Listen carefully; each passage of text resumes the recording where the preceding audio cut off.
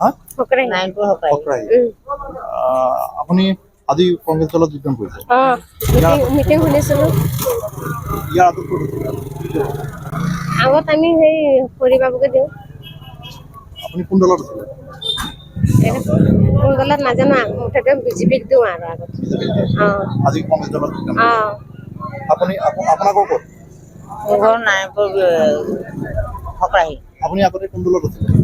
আগতে আমি বিজেপি আছিলোঁ আজি আপুনি কংগ্ৰেছত যোগদান কৰিছে কিয় যোগদান কৰিছে আজি কংগ্ৰেছত?